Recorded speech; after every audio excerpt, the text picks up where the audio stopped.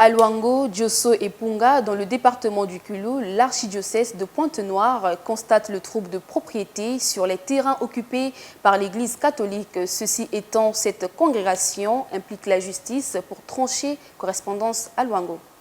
Quand elle pose les bornes, comme notre clôture est délabrée, donc toute la forêt qu'elle trouve là, elle cherche des tambours pour acheter.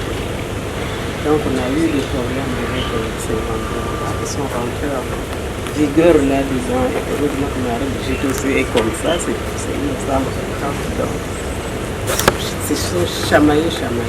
Il n'y a pas eu de bagarre, mais ça a failli.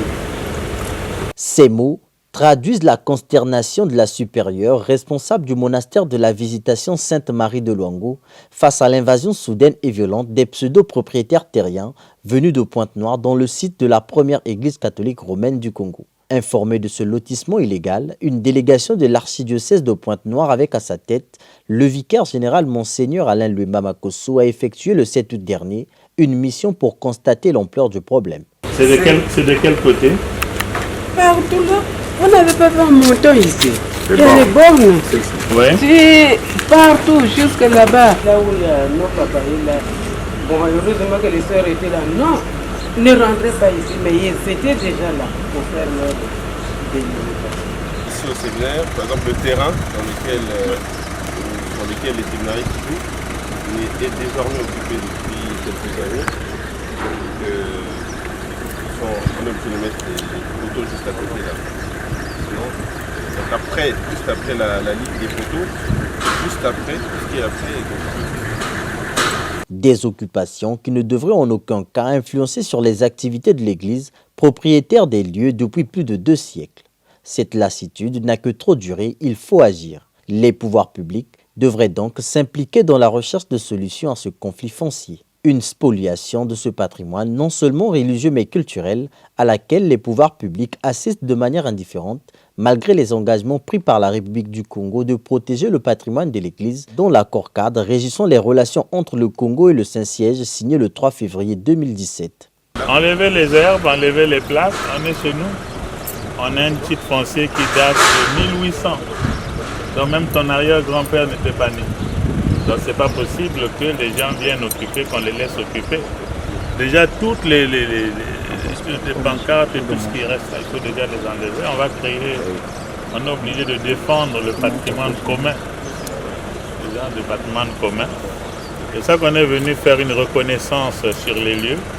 On va essayer de rappeler les autorités compétentes qui nous aident à mettre de l'ordre. Et même les terres, les maisons bâties et tout, si c'est dans notre domaine, on est obligé de réaliser.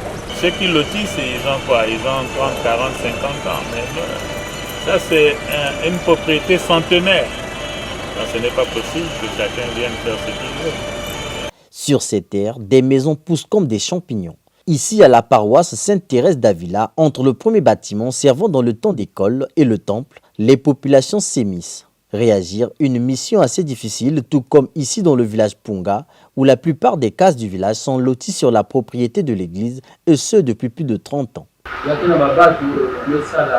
déjà près de plus de 50 ans à occuper. Donc vraiment, le problème est difficile, surtout dans le farm. On a la forêt. Bon, sinon que dans le parc, oui, il y a des occupations. Il y